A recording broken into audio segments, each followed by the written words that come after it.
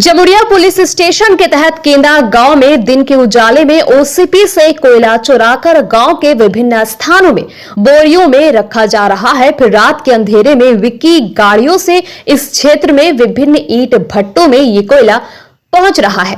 Jamuria police थाना अंतर्गत केंदा फाड़ी गांव से कुछ दूरी पर स्थित है। प्रशासन की आंखों में धूल झोंककर विकी गाड़ी के माध्यम से रात के अंधेरे में राष्ट्रीय राजमार्ग पर कोयले की तस्करी की जा रही है।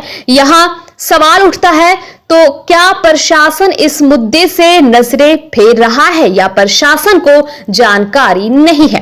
गुप्त स्रोत से खबर पाकर लगभग 1 महीने पहले ईसीएल के सुरक्षा कर्मियों ने केंदा गांव के भगवती मंदिर क्षेत्र में दबिश डाली थी, लेकिन तस्करों ने निकटवर्ती भगवती मंदिर में छुपाकर रखी गई कोयले की बोरियों को हटा दिया।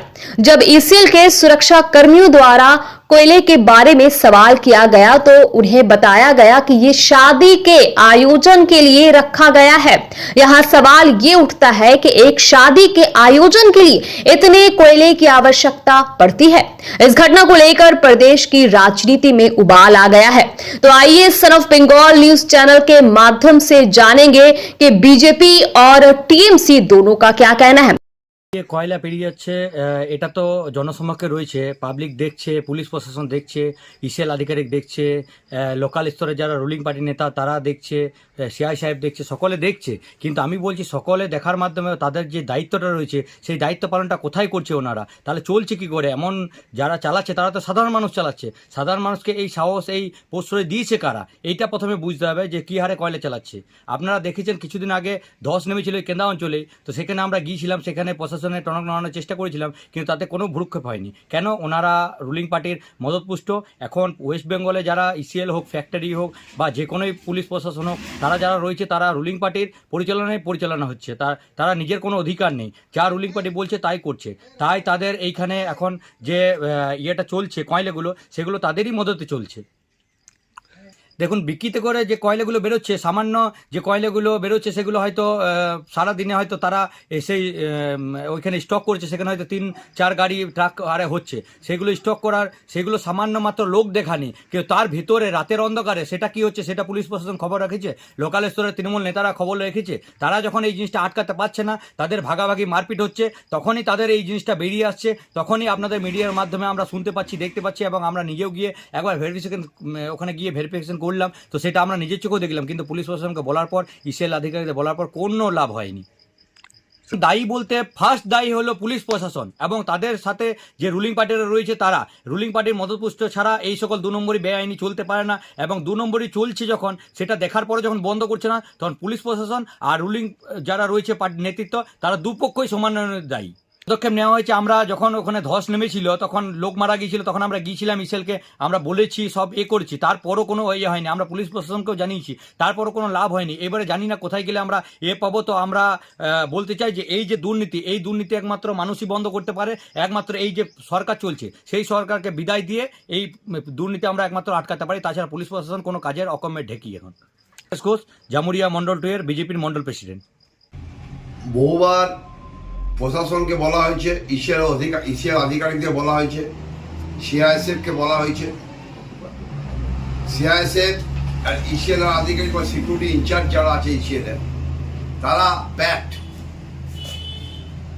অতএব আপনাদের মাধ্যমে আমি জানাতে চাই, যদি এখানে তৃণমূলের কোনো নেতা, যেহেতু আমি তৃণমূল অঞ্চল সভাপতি, তৃণমূলের কোনো নেতা যদি হাত থেকে থাকে, কেউ যেন রেয়াত না পায়। পাবলিকের সুরক্ষা আগে দরকার। এরা দিন নাই রাত নাই মেন রোডের উপরে ব্যাপক হারে বিক্রিতে করে কয়লা চালাচ্ছে। যত তাড়াতাড়ি পারে টিপ নিয়ে আসতে হবে, টিপ নিয়ে এসে স্টোর করতে হবে। কোথাও বীরভূম, কোথাও বাঁকুড়া, এই দিক দিয়ে কয়লা চলে যাচ্ছে এই বিক্রির মাধ্যমে। আমি দায়িত্ব নিয়ে পরে বলতে পারি, তৃণমূলের কোনো নেতা বা কর্মী যদি এতে জড়িত থাকে, প্রশাসন, দল, উচ্চ নেতৃত্ব যা পানিশমেন্ট দেবে তাতে আমাদের মাথায় শিরোধার্য থাকবে। প্রয়োজন হলে আমি নিজেও পদত্যাগ করব যদি আমাদের এখানে কোনো অঙ্গুল হয়ে না, কারণ আমরা কি বলে হাত থেকে থাকে। অতএব আপনাদের মাধ্যমে বারবার অনুরোধ করছি, চোর চুরিটা রাত্রের বেলাতে এরা এমন শুরু করে দিয়েছে, দিন রাতকে এক করে দিয়েছে, 24 ঘন্টা একদম, মানে 5 মিনিট 10 মিনিটের জন্য পাবলিক তিত হয়ে গিয়েছে, পাবলিক অতিষ্ঠ, কেউ ভয়ে মুখ খুলতে চাইছে না, এতটাই এরা ডেসপারেট হয়ে গেছে।